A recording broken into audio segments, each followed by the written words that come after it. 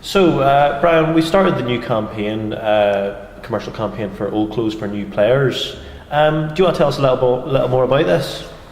Well, as you know, Neil, we've been always trying to be creative here and bring in new fundraising initiatives. We've had some success, some major success with ones over the years, like Sports Bond.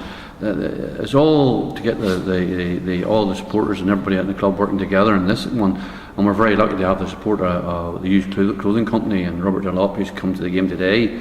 I think it will be a success. It's something, as a commodity that people are only willing to part with anyway once they've used their clothes anyway, and then now they can put it to good use and support the club. Robert, the used clothes company which you run, could you tell us a little more about how the process works and what you do? Certainly. We collect basically unwanted clothing that's suitable for to be reworn. We then gather the clothes up to a warehouse we have in Ballyclare, and then at that point we export them to Eastern Europe. The clothes are then sold on for people to reuse, basically low income families in countries where they don't have welfare benefits and that sort of thing, and it's very hard for them to afford new clothing.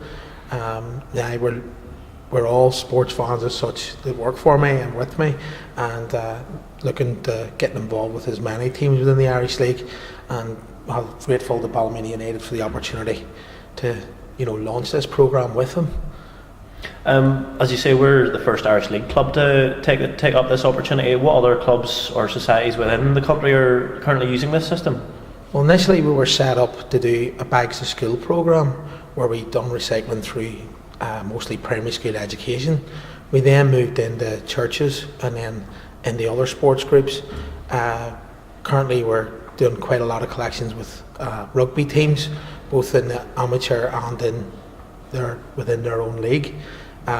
We do a lot of hockey teams and basically any group where there's a number of people gathering, where they are sort of wanting to fundraise for one particular thing.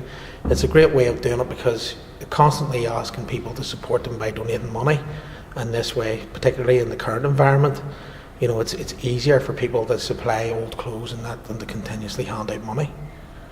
So, Brian, as well as helping, being a charity organisation and helping Eastern Europeans, it also helps the people of Ballymena, because the money we get goes towards new players. Could you tell the fans what they have to do to get involved in this initiative, and what the people of Ballymena and supporters can do to help the club in this case? Yeah, well, we started today. Robert and his team were giving out bags with the leaflets as they came through the turnstiles today, Neil. I'll be continuing that and targeting various areas of the club. Like Monday night, we'll do the Sports Bond collections, the Sports Bond agents we brought on board.